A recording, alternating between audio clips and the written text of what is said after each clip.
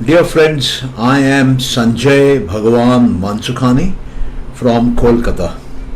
I am a teacher of Yoga Sutras of Patanjali.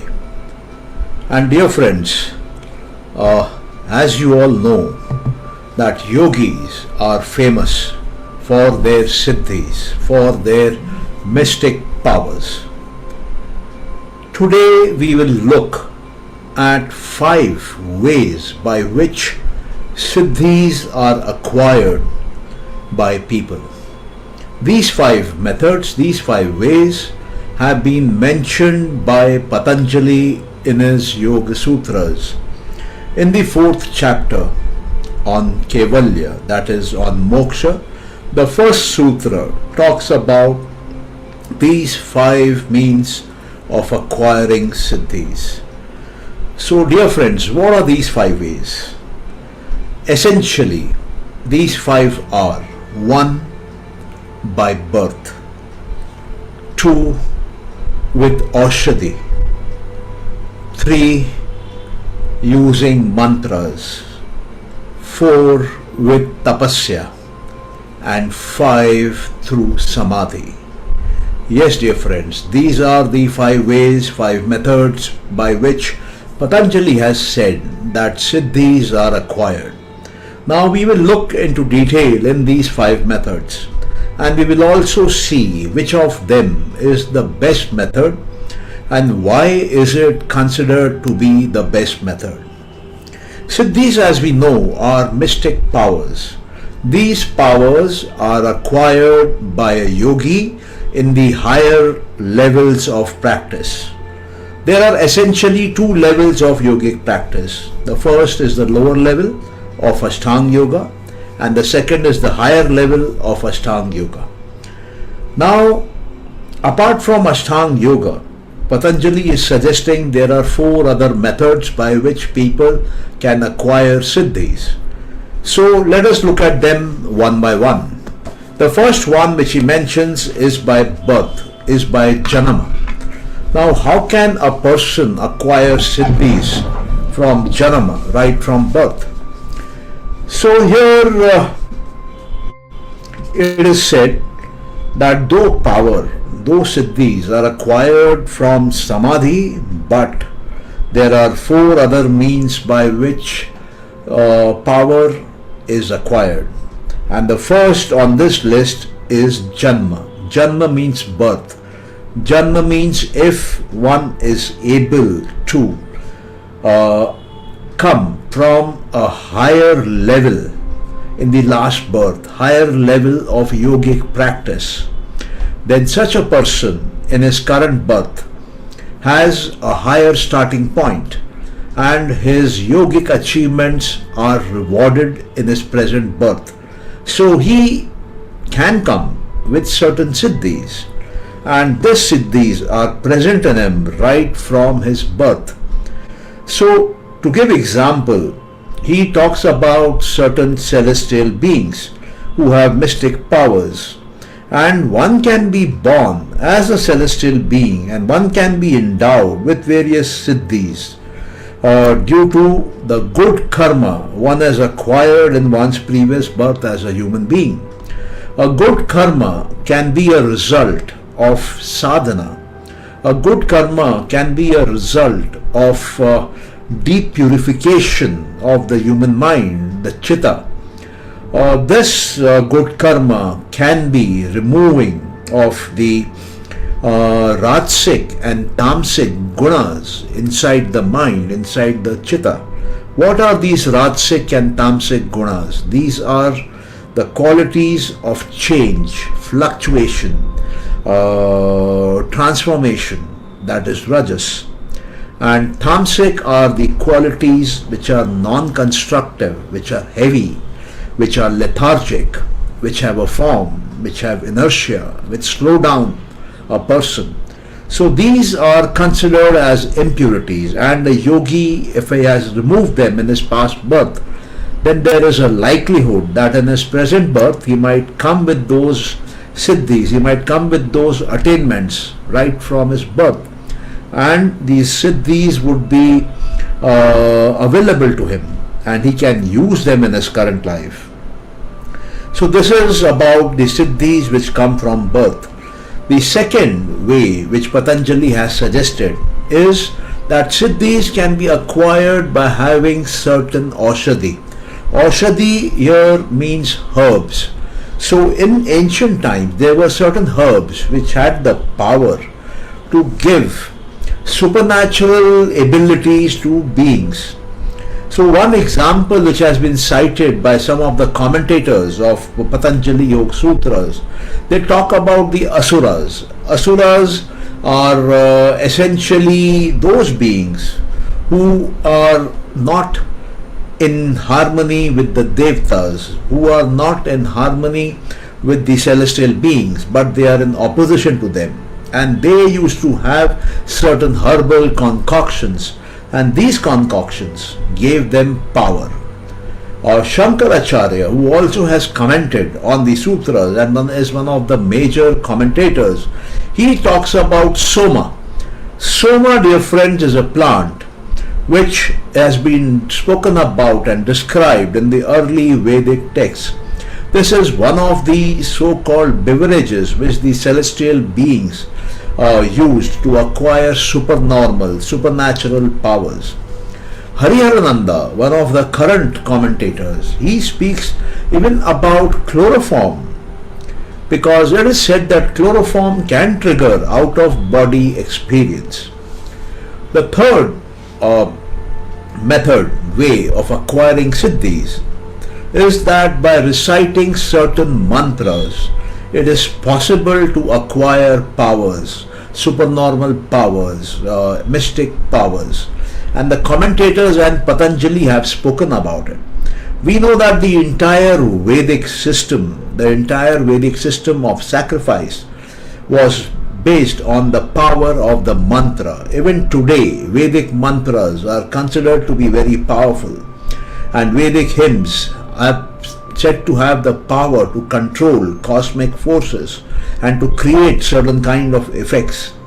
So we know the power of mantra to produce supernormal effects, and it has been there in a consistent manner in most of the traditions, most of the religions which has come out from India. And another method by which Siddhis can be acquired is a very simple but very difficult technique of tapasya, performing austerities. So dear friends, when a person is subjecting his body and mind to intense pain, to intense difficulty, to intense rigor, to intense discipline, then there he is able to acquire powers of the mind which are of supernatural, superhuman nature. So one good example here can be given of Hiranyakashyap. Hiranyakashyap was a demon and he was desiring immortality.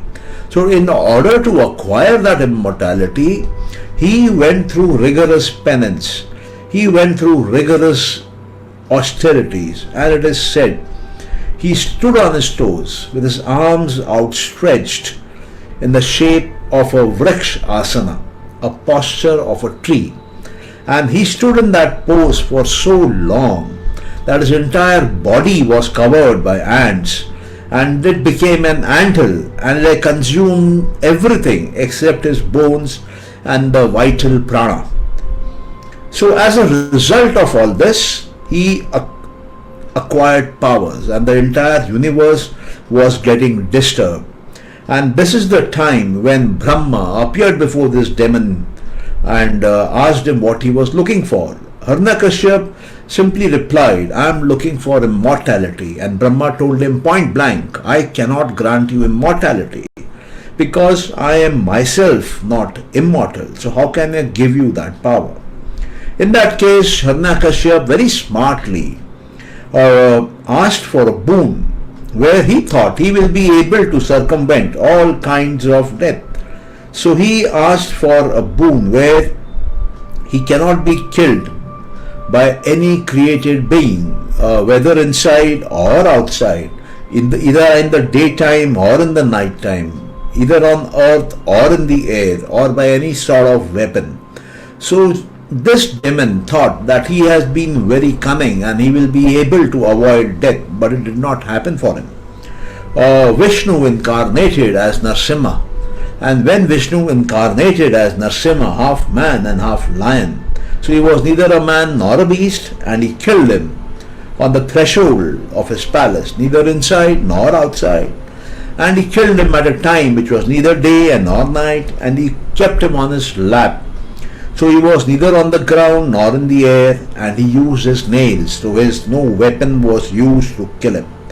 So dear friends, austerities have been used for a long time, especially by the Rakshasas and the demons, to acquire Siddhis, to acquire powers which have been supernatural and superhuman, and they have used it to aggrandize other people. So these are the four essential methods. One is the Janma, birth. Second is herbs, Ashadi. Third is through the mantras.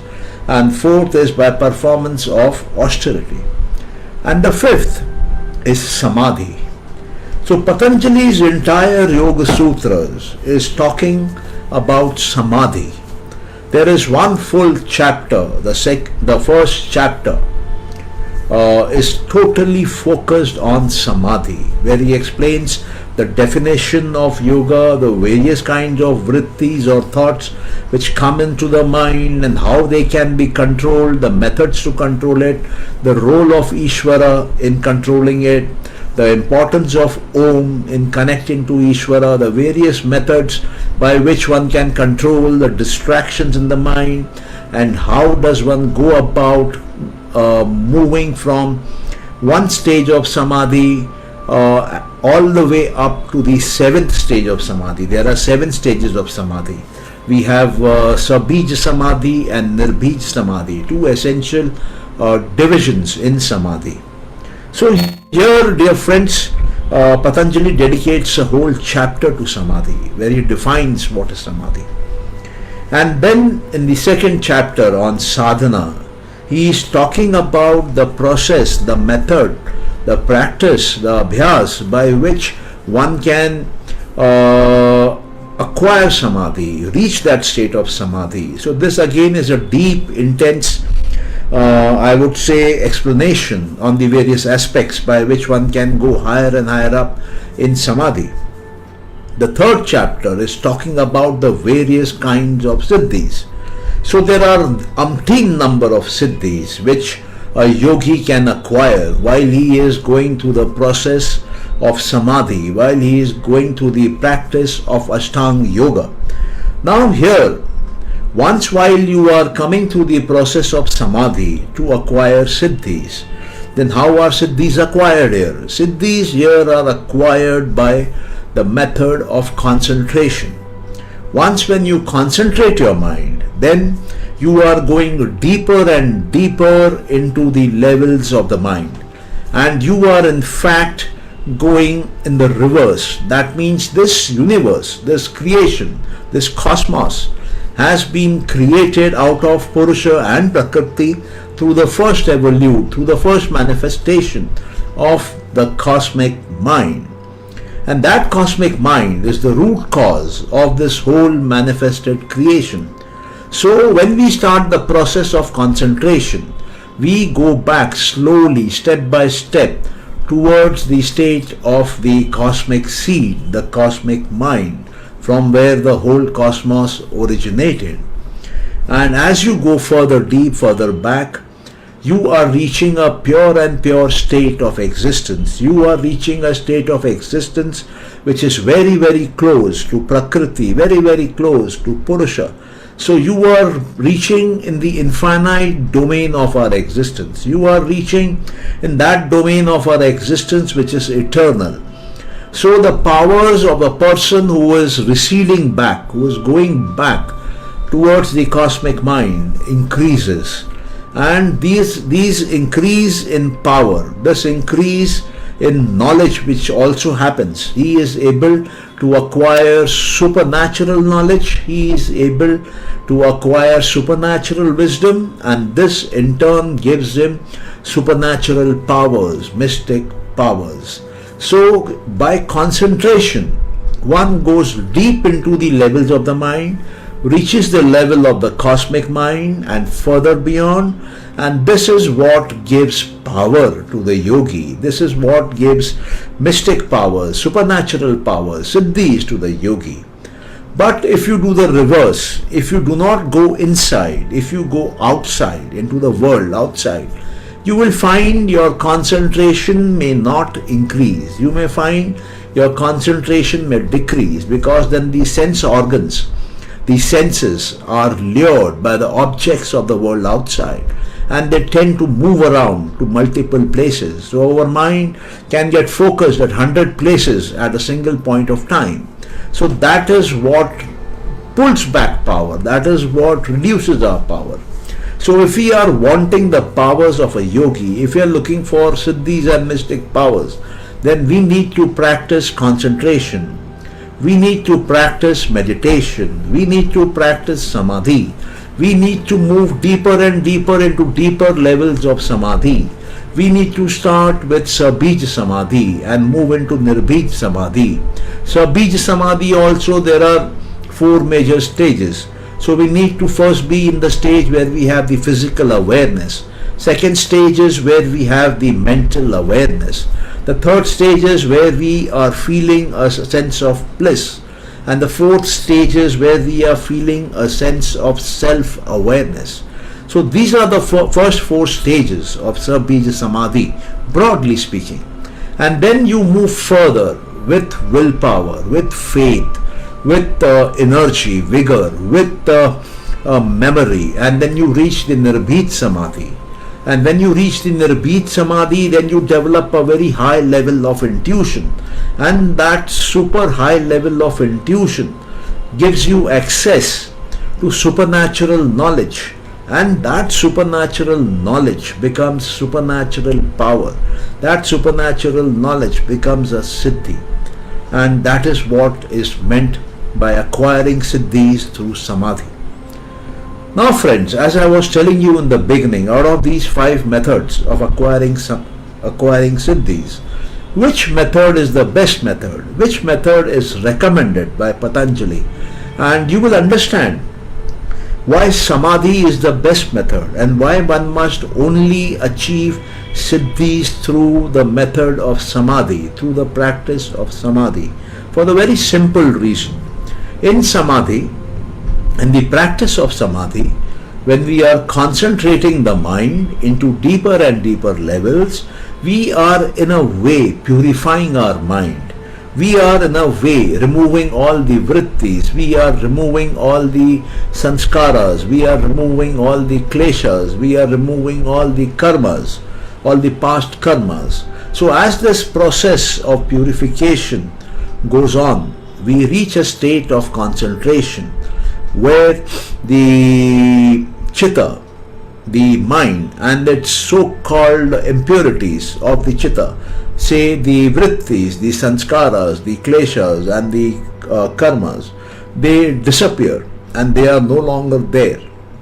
And even if they are there, they are in a latent stage, they are not active. So a person, a yogi who practices samadhi and acquires siddhi through the method of samadhi has been able to clear his chitta of all unwanted sanskaras, unwanted subliminal impressions. His mind is neat, clean, pure. But people who are acquiring samadhis through the other methods, they still run a high risk because they have their sanskaras with them. Say a person who is born with the power of siddhis, so he has come with the power of siddhis, he has those sanskaras in him, that is fine. But there would be other sanskaras also in him which he has picked up from his past lives. It could be from 100 years back or from 100 lives back. So he is carrying a bank of sanskaras, he is carrying a storehouse of karma. So that will eventually one day germinate, that will eventually turn into fruits, and those sanskaras will lead to action in the real world outside. So then they create sorrow for the yogi. They create sorrow here for the person who has acquired siddhis because of his past karmas or past life. He has been born with those siddhis, but those sanskaras are still there. The sanskaras have not been burned by him, and those sanskaras will cause him pain, those sanskaras will cause him sorrow, and he's trapped. Similarly, the same principle, the same logic applies to all the other methods of acquiring siddhis. Say mantra. If somebody has practiced chanting a mantra, say he has done it for lakhs of times, and he has done it so intensely that it has been embedded in his sanskara, it has become a vasana, it is now a sankalp in him, and it is manifesting as karma in the world outside. Because we know that the chitta has a vritti, sanskar, karma, chakram. There's a cycle which automatically works inside our mind, inside our brain. And that is any thought which comes in there, if it is supported with emotion, if it is allowed to stay there, if it is supported with certain other factors, then it becomes a sanskar, it becomes a memory, and this sanskara eventually acquires more power and becomes a vasana, and then it acquires more power and becomes a sankalp, and this sankalp converts into action in the physical world outside. So once when you are chanting mantras and you are creating a particular vritti intentionally thousands of times, lakhs of times, then it acquires the power of execution by itself. And this power of execution makes that mantra meaning a reality, a fact. So if you are chanting a mantra which has a siddhi programmed in it, so chanting it lakhs of times, thousands of times, makes that siddhi active, makes that power active, and it manifests with that person. But that person who has been chanting mantras thousands of times, lakhs of times, has not done away with his other sanskaras. He still has those sanskaras. And those sanskaras are like latent seeds. They have not been burnt by him. They are existing in him in his chitta. So they will fructify one day. They will turn into action. They will turn into karma. And they will figure out in the outer world, in the physical world for that person. So it will bring him sorrow. It will bring him trouble. It will bring him suffering. Therefore, by chanting mantras, one cannot be free from suffering. One may acquire siddhis, the highest, one may acquire very high siddhis with mantra chanting, because mantras are extremely powerful. But then the sanskaras don't go away. So this is not the right way, right technique of acquiring siddhis. The third method which we can discuss now is Ashadi. Ashadi is a kind of herb. Ashadi is something from outside in the form of a drug, a medicine, a herb, something like that, So here you might have a temporary effect. It might work for you. But then what happens to your sanskaras? Your sanskaras remain. And the sanskaras can be active. And the sanskaras can turn into pain and suffering and sorrow in the world outside without any problem, because that is the way the vritti, sanskar and the karma chakram works. Anything which is a vritti will become a sanskar, will become a karma, and will roll out from the mind inside as a thought to something physical action outside in the physical real world. So that is with Ashadi. Let's look at tapasya. Now when you are doing intense tapas, then you are in a way breaking the mind, you are punishing the mind, because intense tapasya is a good way to acquire siddhis. But then by taking deep austerities, punishing austerities, or punishing penances, you are pushing the mind, you are torturing the mind in a way. So that impacts the mind, and that leaves a negative impression on the mind. So even though you may acquire a siddhi, you will acquire lot of unwanted sanskaras also in the process. So you might have some sanskaras already in you, and you acquire a siddhi through penance, And in that process of penance, you are creating a lot of unwanted sanskaras also, out of lot of horrifying sanskaras also. So again, everything will convert into something painful, some suffering, some dukkha in the world outside. So when you compare these five ways of acquiring siddhis, five methods of acquiring siddhis, namely, if you look at by birth, through Ashadi, that is herbs, through mantra chanting, through tapasya, and by the method of Samadhi. So Samadhi is considered to be the best method, and other four methods have their dangers. Other four methods can create intense suffering. Therefore, dear friends, it is okay to have siddhis. There is nothing wrong about having powers. There is nothing wrong about having mystic powers. So the way to acquire them is through a proper process of Samadhi. And Patanjali is suggesting Ashtanga Yoga as the process of Samadhi. And once when you acquire these siddhis, one must not stop at just using these siddhis for personal empowerment, for personal growth. These siddhis have to be used for benefit of others. And even then, one must not be attached to these siddhis. One must allow these siddhis to be left alone so that one can move on a spiritual journey and go further and further, deeper and deeper into these sutras. And then, dear friends, one can reach Kevalya, one can reach moksha, one can reach absolute independence from all sorts of pain, suffering, sorrow, dukkha. So that is the journey to acquire siddhis, come through the route of Samadhi. And that is why Patanjali has written an intense literature about this whole thing. And we also offer a number of classes, number of courses on this. One of the courses we do is on yogic healing and Ashtanga Yoga. So we help you understand where is the healing needed, how is the healing done, what is the science behind the healing.